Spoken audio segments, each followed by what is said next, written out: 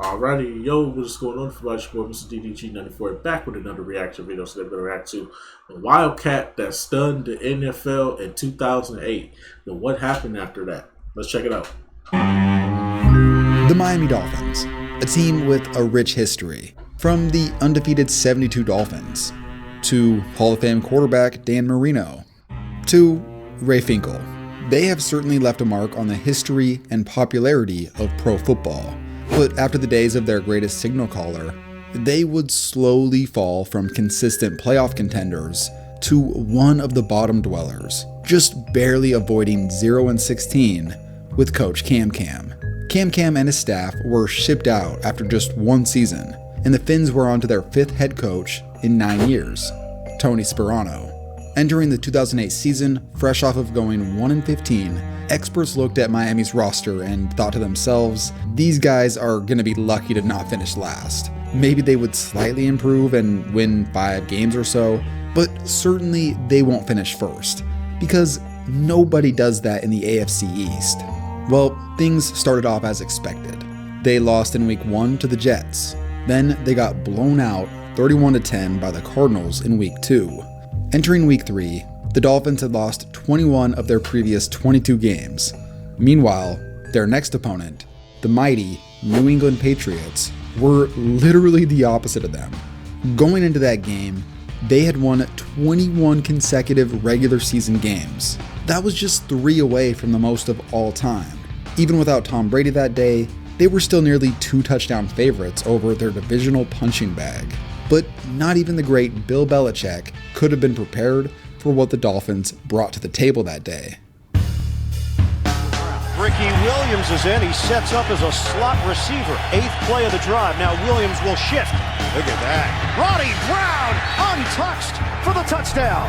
Chad Pennington has completed 11 straight. He's going to set up as a receiver again.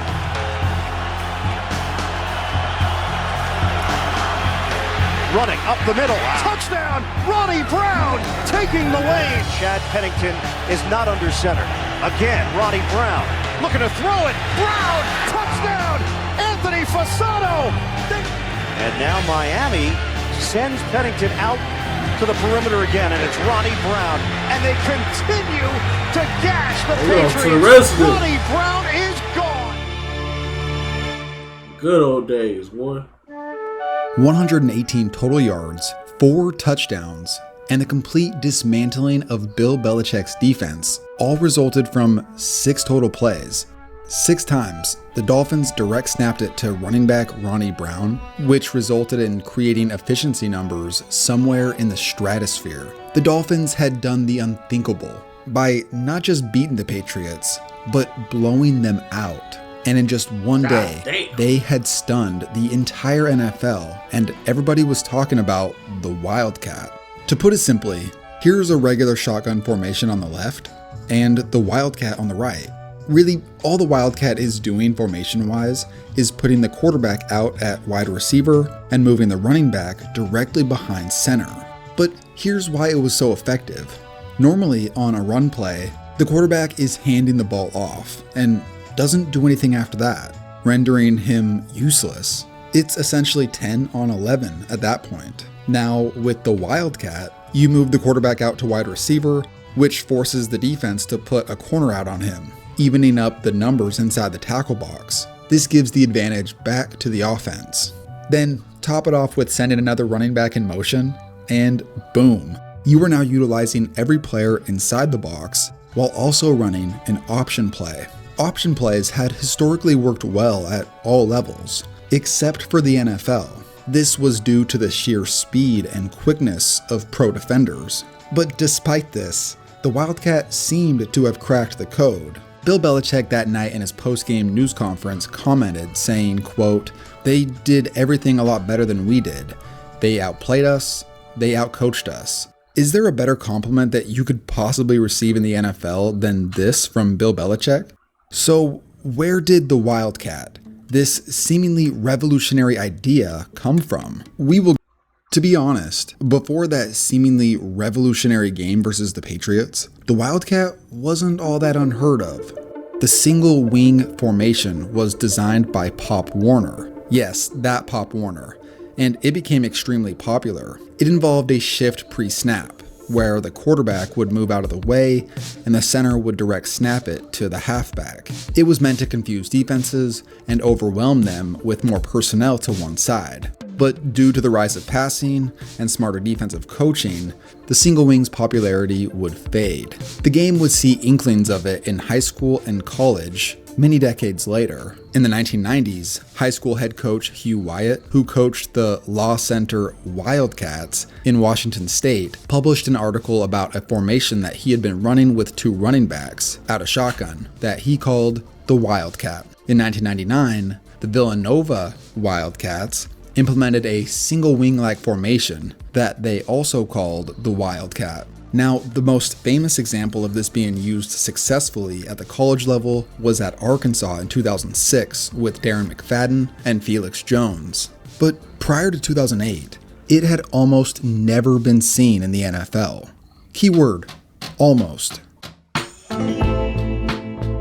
Before Ronnie Brown torched the Patriots defense, I could only find 3 examples of the Wildcat even being used in the entire history of the NFL. The first occasion was in 1998, when the Minnesota Vikings direct snapped it to wide receiver David Palmer. They only ran it a few times that year, mostly for short gains. The second occasion was that same year, when the Falcons went against the Vikings and used their little play against them in the NFC Championship.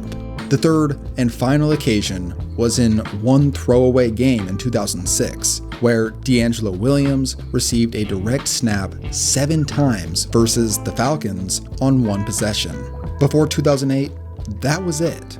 So anyways, to get back to the Dolphins, when they were putting together their coaching staff in 2008, they brought in 2 critical hires. The first one was QB coach David Lee, who had just previously been at Arkansas, where he had successfully run the Wildcat.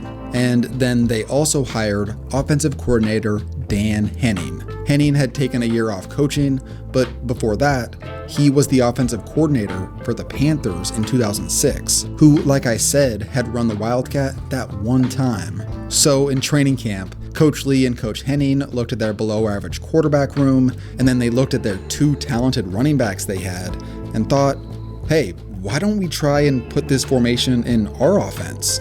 The funny part about this was that the defense completely shut it down in practice. In an ESPN article, Ronnie Brown said, quote, "When we put it in practice, it didn't work. It looked bad. Our defense was ragging us for the longest. Like, y'all need to throw this out. What is this?" After its woeful performance in practice, the Wildcat was most likely not going to see the light of day in an actual game. But after the team started 0-2 and they were going to play the Patriots in New England, the Dolphins thought to themselves, oh, what the hell, let's just try it. The very first time that they trotted out onto the field to run it, this is what their linebacker Channing Crowder had to say, quote, "As soon as they put it against the Patriots, the whole defense jumped up and walked to the sideline. We knew how it looked against us and thought, these mother effers about to embarrass themselves." Well, to everyone's surprise, it worked. And it completely took the league by storm. With a ton of momentum coming out of that win in Foxborough, the Dolphins kept the Wildcat train rolling. Ronnie takes the handoff, goes right up the middle, dances to his right, out breaks forward. It's going to be a score! A block by Chad Pennington and a touchdown by Ricky. Excuse me, by Ronnie Brown. Look at this. Wildcat again. Wildcat. Look at this formation.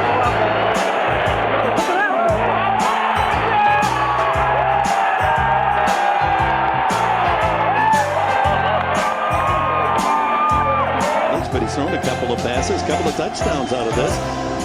And here's the reverse coming back the other way to Patrick Cobbs, and he's got blockers in front, 40, 30, and he's got speed to the 10 and knocked out of bounds inside the 5, saving the touchdown. The Dolphins had done the unthinkable. That 10-game difference between 2007 and 2008 is still to this day tied for the greatest single-season turnaround in NFL history in terms of regular season wins. It wasn't all because of the Wildcat, But the formation sure played a major role. After 2008, the Wildcat exploded in popularity as many NFL teams began exploring their own versions of the formation. In total, teams used some variation of the Wildcat 305 times in 2009, but sadly, that's when it peaked. It would drop off by over 100 snaps in 2010, and now, over a decade later, we hardly ever see it. So, what happened to the Wildcat? The 2008 Dolphins dominated with it, and people thought it was going to be a revolutionary idea. But at the same time, we can look back at the 2008 Dolphins and see its problems.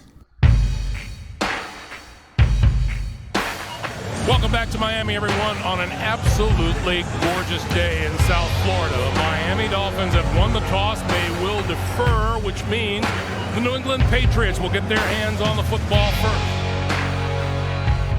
Back in 2008, when they went up against the Patriots for their second matchup, Bill Belichick wasn't f***ing around.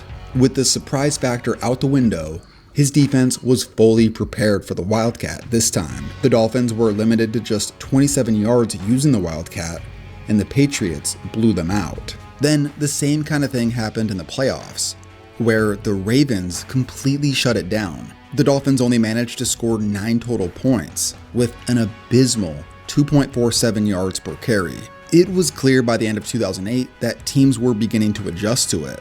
After all, the offensive play calling is pretty limited with a running back taking the snap, since he doesn't have the true passing ability like a quarterback.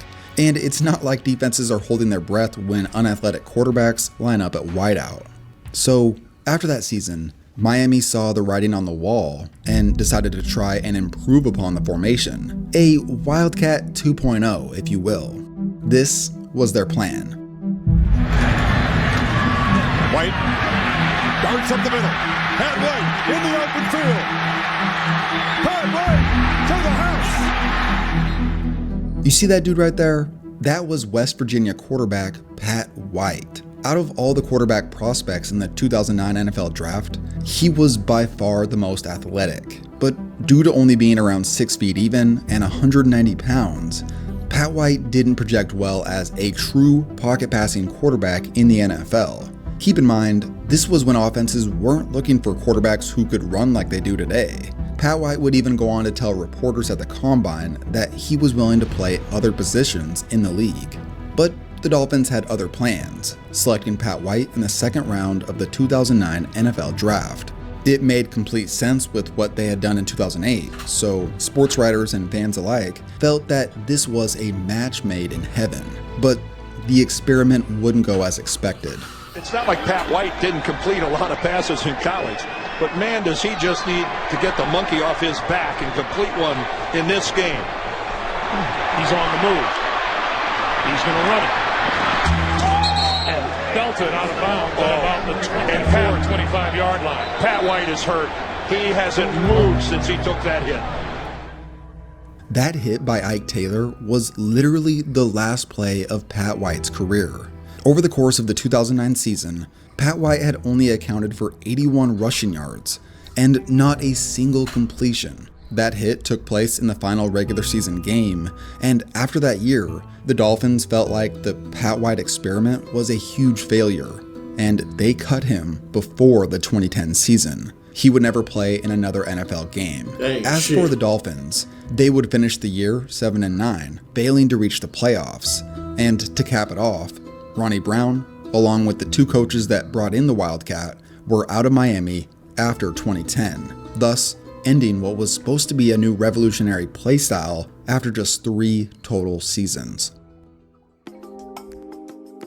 So, as of today, the Wildcat does show up from time to time. We even saw it as the most iconic Super Bowl play in the last decade, but it certainly doesn't hold a significant role in any NFL offense. After all, it was never even supposed to work. Quote, "They made chicken salad out of chicken crap," said their linebacker Channing Crowder. Now, even though the Wildcat had its rise and fall, a much better form of it would eventually make its way into the NFL. Miami was on the right track with what they had done with Pat White, but it just didn't go well. Basically, instead of having a running back take the snap and making a decision, why don't you just take an athletic quarterback who can make the decision between handing it off, running himself, or, and this was the revolutionary part, throwing the ball. This has widely become known as the RPO. Second down and 6. Touchdown, Gabriel Davis. A Buffalo